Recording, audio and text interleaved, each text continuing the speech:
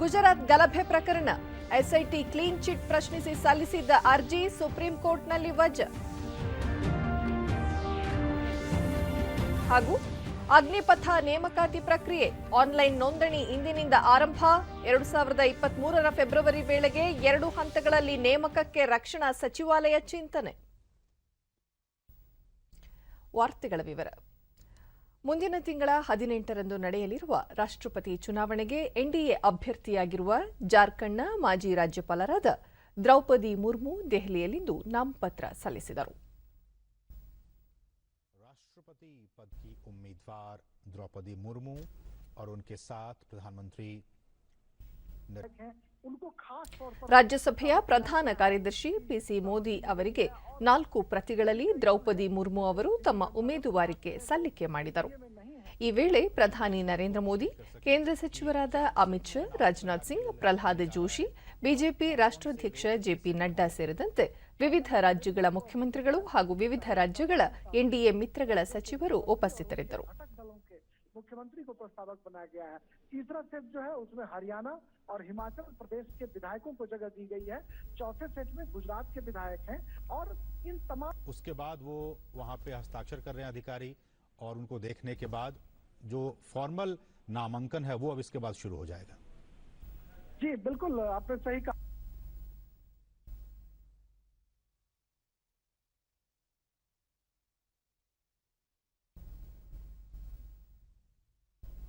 NDA ने राष्ट्रपति बनाया.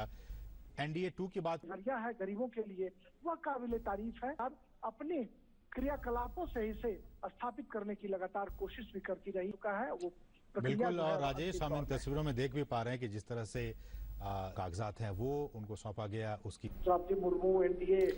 ಇದಕ್ಕೂ ಮುನ್ನ ನಾಮಪತ್ರ ಸಲ್ಲಿಸಲು ಸಂಸತ್ ಭವನಕ್ಕೆ ಆಗಮಿಸಿದ ದ್ರೌಪದಿ ಮುರ್ಮು ಅವರನ್ನು ಕೇಂದ್ರದ ಹಲವು ಸಚಿವರು ಹಾಗೂ ಬಿಜೆಪಿ ಮುಖಂಡರು ಸ್ವಾಗತಿಸಿದರು. नया फ्लेवर और क्लेवर देने की कोशिश की गई है. सब लोगों को उनका स्वागत यहाँ पर किया गया. उन्होंने ಬಳಿಕ ದ್ರೌಪದಿ ಮುರ್ಮು ಸಂಸತ್ ಭವನದ ಆವರಣದಲ್ಲಿರುವ ಮಹಾತ್ಮ ಗಾಂಧೀಜಿ, ಬಾಬಾ ಸಾಹೇಬ್ ಅಂಬೇಡ್ಕರ್, ಆದಿವಾಸಿ ನಾಯಕ ಭಗವಾನ್ ಬಿರ್ಸಾ ಮುಂಡಾ ಅವರ ಪ್ರತಿಮೆಗಳಿಗೆ ಪುಷ್ಪ ನಮನ ಸಲ್ಲಿಸಿದರು. ದ್ರೌಪದಿ ಮುರ್ಮು ಅವರಿಗೆ ಬಿಜು ಜನತಾದಳ, ವೈಎಸ್ಆರ್ ಕಾಂಗ್ರೆಸ್ ಸೇರಿದಂತೆ ಹಲವು ಪಕ್ಷಗಳ ಬೆಂಬಲ ವ್ಯಕ್ತಪಡಿಸಿವೆ. ಪ್ರತಿಪಕ್ಷಗಳ ಅಭ್ಯರ್ಥಿ ಯಶವಂತ್ ಸಿನ್ಹಾ ಇದೇ 27ರಂದು ನಾಮಪತ್ರ ಸಲ್ಲಿಸಲಿದ್ದಾರೆ. ನಾಮಪತ್ರ ಸಲ್ಲಿಕೆಗೆ ಈ ತಿಂಗಳ 29ರಂದು ಕೊನೆಯ ದಿನವಾಗಿದೆ. ಜುಲೈ 18ರಂದು ದೇಶದ ನೂತನ ರಾಷ್ಟ್ರಪತಿ ಆಯ್ಕೆಗೆ ಚುನಾವಣೆ ನಡೆಯಲಿದ್ದು 21ರಂದು ಮತ ಎಣಿಕೆ ನಡೆಯಲಿದೆ. ದೆಹಲಿ ಪ್ರವಾಸದಲ್ಲಿರುವ ಮುಖ್ಯಮಂತ್ರಿ ಬಸವರಾಜ ಬೊಮ್ಮಾಯಿ ಇಂದು ರಾಷ್ಟ್ರಪತಿ ಅಭ್ಯರ್ಥಿ ದ್ರೌಪದಿ ಮುರ್ಮು ಅವರ ನಾಮಪತ್ರಕ್ಕೆ ಸೂಚಕರಾಗಿ ಸಹಿ ಹಾಕಿದ್ದಾರೆ. ಇಂದು ಮುರ್ಮು ಅವರು ಉಮೇದುವಾರಿಕೆ ಸಲ್ಲಿಸಿದರು. ಮುಖ್ಯಮಂತ್ರಿಗಳೊಂದಿಗೆ ಸಚಿವರಾದ ಬಿ ಶ್ರೀರಾಮುಲು, ಶಂಕರ್ ಪಾಟೀಲ್ ಮುನೇನಕೊಪ್ಪ, ಸಂಸದರಾದ ಶಿವಕುಮಾರ್ ಉದಾಸಿ, ಉಮೇಶ್ ಜಾಧವ್, ಶಾಸಕ ರಾಜುಗೌಡ ಉಪಸ್ಥಿತರಿದ್ದರು.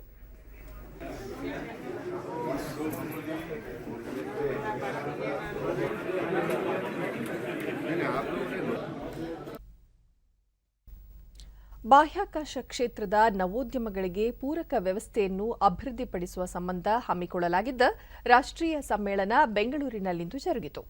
ಸಮ್ಮೇಳನ ಉದ್ಘಾಟಿಸಿದ ಕೇಂದ್ರ ಸಚಿವ ರಾಜೀವ್ ಚಂದ್ರಶೇಖರ್, ಬಾಹ್ಯಾಕಾಶ ಕ್ಷೇತ್ರಕ್ಕೆ ನವೋದ್ಯಮಗಳು ಪ್ರವೇಶಿಸುವ ಮೂಲಕ ಈ ವಲಯದಲ್ಲಿ ಹೊಸ ಔನ್ನತ್ಯ ಸಾಧ್ಯವಾಗಲಿದೆ. ಇದಕ್ಕಾಗಿ ಕೇಂದ್ರ ಸರ್ಕಾರ ಎಲ್ಲ ಪೂರಕ ಸೌಲಭ್ಯಗಳನ್ನು ಒದಗಿಸಲಿದೆ ಎಂದು ತಿಳಿಸಿದರು. ಪ್ರಧಾನಿ ನರೇಂದ್ರ ಮೋದಿ ಅವರು ನವೋದ್ಯಮಗಳ ಸಾಧ್ಯತೆಗಳ ಕುರಿತು ಸ್ಪಷ್ಟ ಅರಿವು ಹೊಂದಿದ್ದಾರೆ. 2021ರ ಡಿಸೆಂಬರ್ನಲ್ಲಿ ಅವರು ದೇಶದಲ್ಲೇ ಸೆಮಿಕಂಡಕ್ಟರ್ ಉತ್ಪಾದನೆ ಆರಂಭಿಸಬೇಕು ಎನ್ನುವ ನಿಟ್ಟಿನಲ್ಲಿ ಮಾತುಕತೆ ಆರಂಭಿಸಿದ್ದರು. ನವೋದ್ಯಮಗಳಿಗೆ ಉತ್ತೇಜನ ನೀಡಲು ಸಮ್ಮೇಳನ ಆಯೋಜಿಸಲಾಗಿತ್ತು. ಸಮ್ಮೇಳನ ಯಶಸ್ವಿಯಾಗಿದ್ದಲ್ಲದೆ 500ಕ್ಕೂ ಅಧಿಕ ಆಸಕ್ತರು ನವೋದ್ಯಮ ಸ್ಥಾಪಿಸಲು ಉತ್ಸುಕರಾದರು. ವಿನ್ಯಾಸ ಆಧರಿಸಿ ಸಹಾಯಧನ ನೀಡುವ ಯೋಜನೆ ಜಾರಿಗೊಳಿಸಲಾಯಿತು. 76,000 ಕೋಟಿ ರೂಪಾಯಿ ನೆರವು ಯೋಜನೆ ಪ್ರಕಟಿಸಲಾಯಿತು. ಸರ್ಕಾರದ ಈ ಪ್ರಯತ್ನಗಳ ಫಲವಾಗಿ ದೇಶದಲ್ಲಿಂದು ಸೆಮಿಕಂಡಕ್ಟರ್ಗಳನ್ನು ಉತ್ಪಾದಿಸಲಾಗುತ್ತಿದೆ ಎಂದು ತಿಳಿಸಿದರು. Just a few months ago, and I want to share this with all of you and gentlemen on the dais, the Honorable Prime Minister in December 2021 and Dr. Shivan was part of the first meeting on semiconductors, laid out his vision that we must create a semiconductor innovation ecosystem in this country. हैं, आइए सुनते हैं। ಇಸ್ರೋ ಅಧ್ಯಕ್ಷ S Somnath, ಅಂತರಿಕ್ಷ ಉಡ್ಡಯನದಲ್ಲಿ ಭಾರತ ಇಂದು ಸ್ವಾವಲಂಬಿಯಾಗಿದೆ. 33 ದೇಶಗಳ 300ಕ್ಕೂ ಅಧಿಕ ಉಪಗ್ರಹಗಳನ್ನು ಉಡಾವಣೆ ಮಾಡಲಾಗಿದೆ. ಸಂವಹನ, ದೂರಸಂವೇದಿ ಸೇರಿದಂತೆ ಹಲವು ಕ್ಷೇತ್ರಗಳಲ್ಲಿ ಸೇವೆ ನೀಡಲಾಗುತ್ತಿದೆ. ಈ ಸಾಧನೆಯ ಹಿಂದೆ ಕೈಗಾರಿಕಾ ಕ್ಷೇತ್ರದ ಕೊಡುಗೆ ಅಪಾರವಾಗಿದೆ. ಇಸ್ರೋದ 85% ಹಣಕಾಸು ಕೈಗಾರಿಕೆಗಳಿಂದಲೇ ಬರುತ್ತಿದೆ ಎಂದು ತಿಳಿಸಿದರು. As a chairman ISRO and Secretary Department of Space, I would like to look at it in a way that the activity which was more confined to the Indian Space Research Organization and the funding coming from Government of India for creating the space ecosystem in the last tens of years. ರಕ್ಷಣಾ ಇಲಾಖೆಯ ಹಾಗೂ ನವೋದ್ಯಮ ಸಂಸ್ಥೆಗಳ ಮಳಿಗೆಗಳ ಪ್ರದರ್ಶನಕ್ಕೆ ಗಣ್ಯರು ಚಾಲನೆ ನೀಡಿದರು. And we are also carrying out missions and activities which are for commercial use. I think all of you are aware that the next launch of ESLV, which is scheduled to be launched from Sriharikota, is one for the NSIL, and it is for a customer. ದೇಶದ ವಿವಿಧ ರಾಜ್ಯಗಳ ಕ್ರೀಡಾ ಸಚಿವರ 2 ದಿನಗಳ ರಾಷ್ಟ್ರೀಯ ಸಮ್ಮೇಳನವನ್ನು ಕೇಂದ್ರ ಕ್ರೀಡಾ ಸಚಿವ ಅನುರಾಗ್ ಸಿಂಗ್ ಠಾಕೂರ್ ಗುಜರಾತ್ನ ಕೆವಾಡಿಯಾದಲ್ಲಿಂದು ಉದ್ಘಾಟಿಸಿದರು. ಈ ವೇಳೆ ಕ್ರೀಡಾ ಖಾತೆ ರಾಜ್ಯ ಸಚಿವ ನಿಶಿತ್ ಪ್ರಮಾಣಿಕ್, 32 ರಾಜ್ಯ ಹಾಗೂ ಕೇಂದ್ರಾಡಳಿತ ಪ್ರದೇಶದ ಕ್ರೀಡಾ ಸಚಿವರು, ಅಧಿಕಾರಿಗಳು ಉಪಸ್ಥಿತರಿದ್ದರು.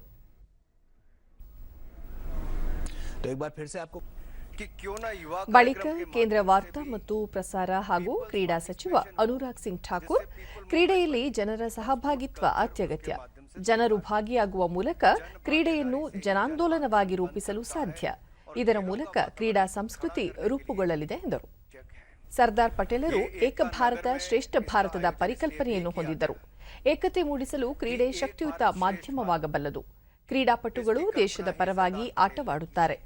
ಜಾತಿ, ಜನಾಂಗ, ಪ್ರದೇಶಗಳನ್ನು ಇಲ್ಲಿ ಗುರುತಿಸುವುದಿಲ್ಲ ಎಂದು ಹೇಳಿದರು. ಕರ್ನಾಟಕ ಸರ್ಕಾರ ಕ್ರೀಡಾ ಇಲಾಖೆಯಲ್ಲಿ ಕೈಗೊಂಡಿರುವ ಕಾರ್ಯವೈಖರಿ ಪ್ರಶಂಸಿಸಿ ಇತ್ತೀಚೆಗೆ ನಡೆಸಿದ ಖೇಲೋ ಇಂಡಿಯಾ ವಿಶ್ವವಿದ್ಯಾಲಯ ಪಂದ್ಯಾವಳಿಯನ್ನು ಅಚ್ಚುಕಟ್ಟಾಗಿ ಆಯೋಜಿಸಲಾಗಿತ್ತು ಎಂದು ಮೆಚ್ಚುಗೆ ವ್ಯಕ್ತಪಡಿಸಿದರು. कोई ये नहीं देखता कि किस राज्य से आया है, किस क्षेत्र से आया है, वो केवल देश के खिलाड़ी के रूप में भाग लेता है. जब भी देश में बजट बने या राज्यों में बजट बने,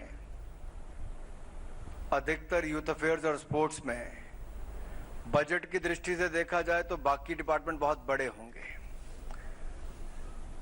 लेकिन युवा कार्यक्रम और खेल विभाग का जो एक दायित्व है वो बहुत बड़ा है.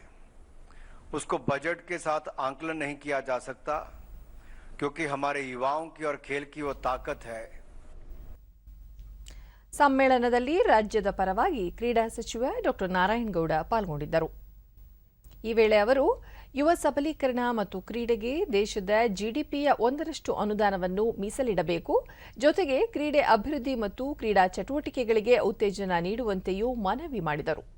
ರಾಜ್ಯದಲ್ಲಿ ಯುವ ಸಬಲೀಕರ ಮತ್ತು ಕ್ರೀಡಾ ಇಲಾಖೆಯಲ್ಲಿ ಕೈಗೊಂಡಿರುವ ಯೋಜನೆಗಳ ಬಗ್ಗೆಯೂ ರಾಷ್ಟ್ರೀಯ ಸಮ್ಮೇಳನದಲ್ಲಿ ಪ್ರಸ್ತಾಪಿಸಿದರು.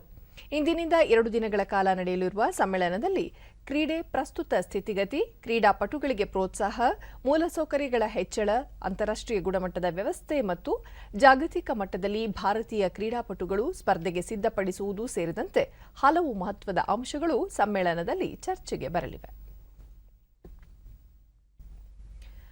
ಇತ್ತೀಚೆಗೆ ವಿಧಾನಸಭೆಯಿಂದ ರಾಜ್ಯಸಭೆಗೆ ನಡೆದ ಚುನಾವಣೆಯಲ್ಲಿ ಆಯ್ಕೆಯಾದ ನೂತನ ರಾಜ್ಯಸಭಾ ಸದಸ್ಯರು ಇಂದು ಪ್ರಮಾಣ ವಚನ ಸ್ವೀಕರಿಸಿದರು. ಸಭಾಪತಿ ಎಂ ವೆಂಕಯ್ಯನಾಯ್ಡು ಸದಸ್ಯರುಗಳಿಗೆ ಪ್ರಮಾಣ ವಚನ ಬೋಧಿಸಿದರು. ಒಡಿಶಾದ ನಿರಂಜನ್ ಬಿಸಿ, ತೆಲಂಗಾಣದಿಂದ ದಾಮೋದರ್ ತಿವಾಕೊಂಡ, ಆಂಧ್ರಪ್ರದೇಶದಿಂದ ಬಿ ಪಾರ್ಥಸಾರಥಿ ರೆಡ್ಡಿ, ನಿರಂಜನ್ ರೆಡ್ಡಿ ಸೇರಿದಂತೆ ಹಲವು ಸದಸ್ಯರು ಪ್ರಮಾಣ ವಚನ ಸ್ವೀಕರಿಸಿದರು. రాజ్యసభ యొక్క సభ్యునిగా ఎన్నుకొనబడిన వాడనై శాసనము ద్వారా స్థాపితమైన భారత సంవిధానం పట్ల బండి పార్థసారథి రెడ్డి అను నేను రాజ్యసభ యొక్క సభ్యునిగా ఎన్నుకోబడిన వాడినై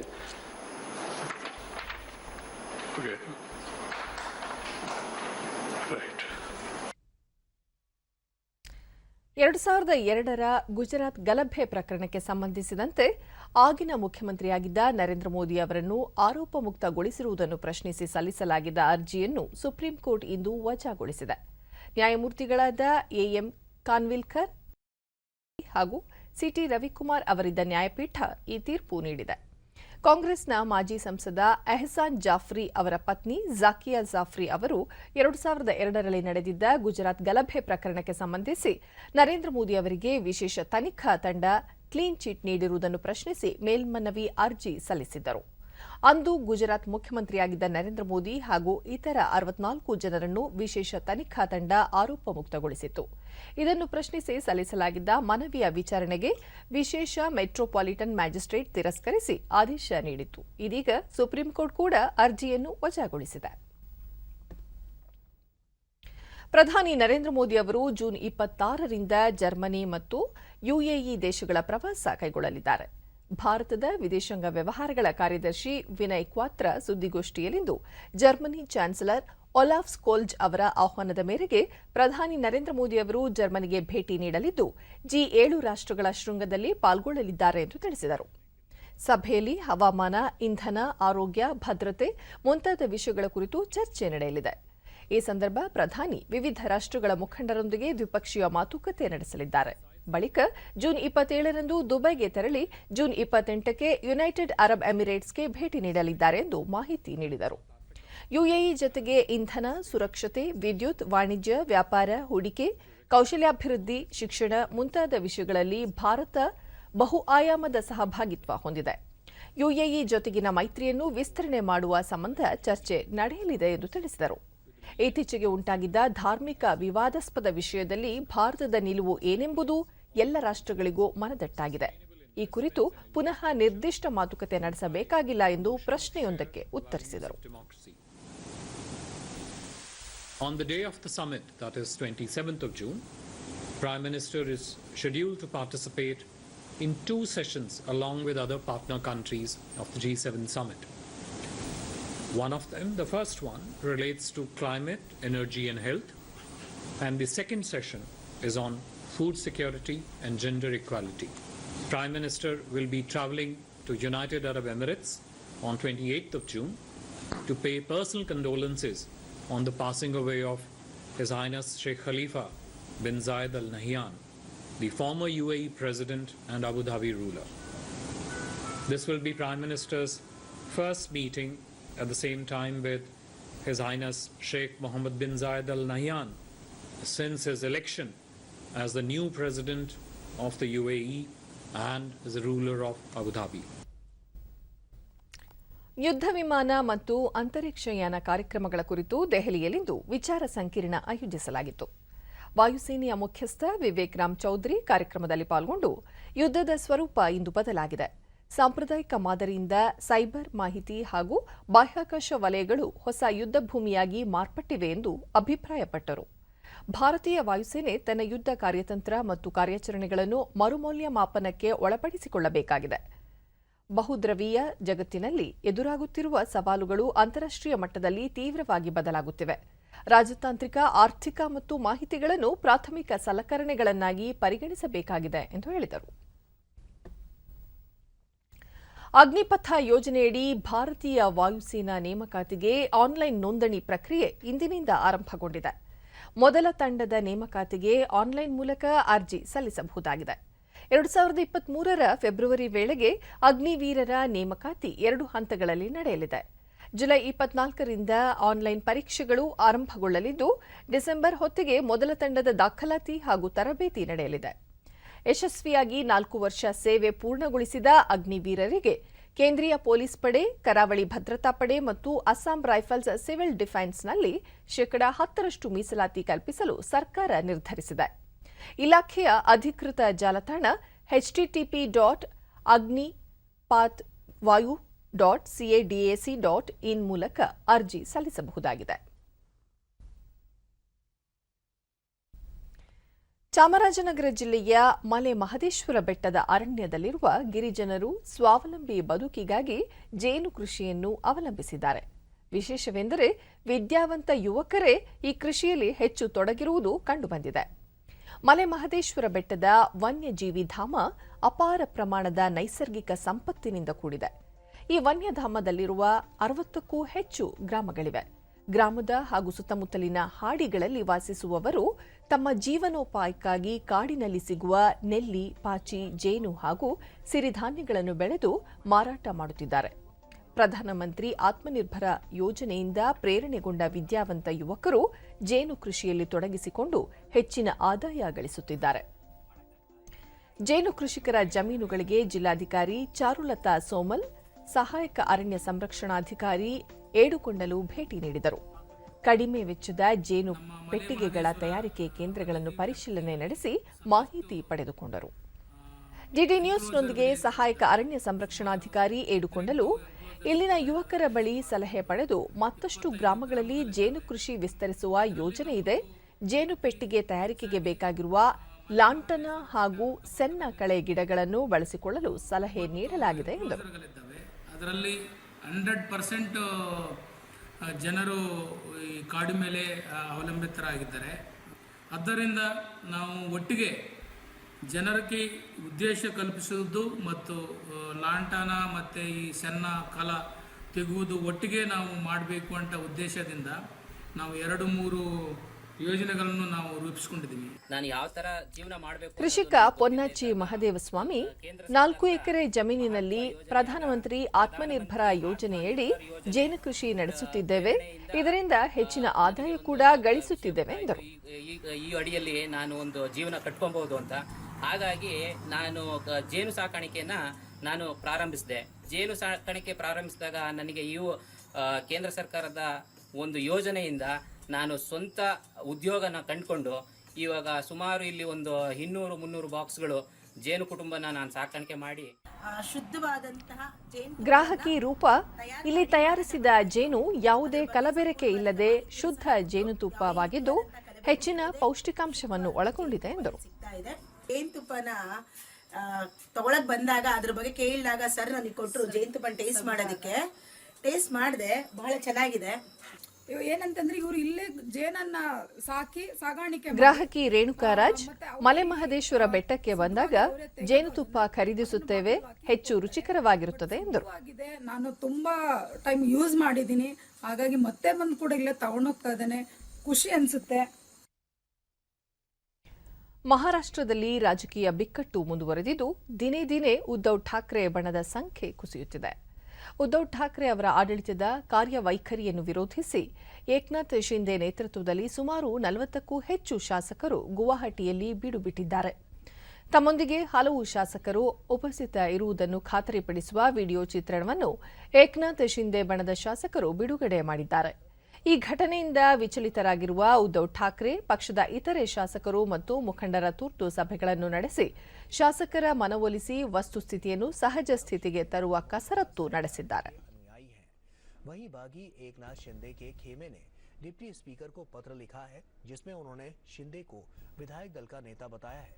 उद्धव ठाकरे के समर्थक विधायकों की संख्या लगातार कम होती जा रही है.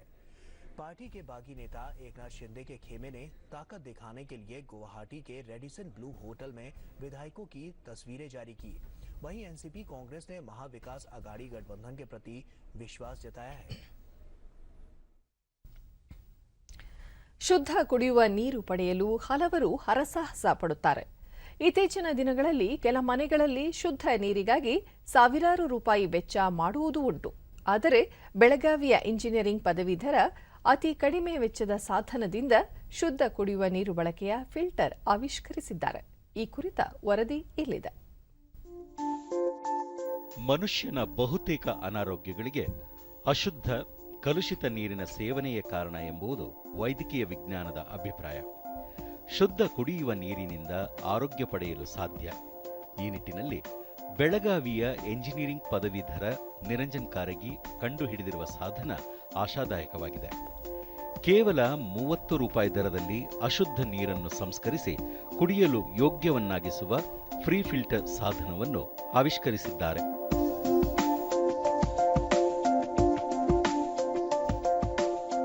ಇದೇ ಸಾಧನವನ್ನು ಎಂಜಿನಿಯರಿಂಗ್ನ ಅಂತಿಮ ವರ್ಷದಲ್ಲಿ ಪ್ರಾಜೆಕ್ಟ್ ವೇಳೆ ಬಳಸಿದಾಗ ಮಾರ್ಗದರ್ಶಕರಿಂದ ತಿರಸ್ಕೃತಗೊಂಡಿತ್ತು.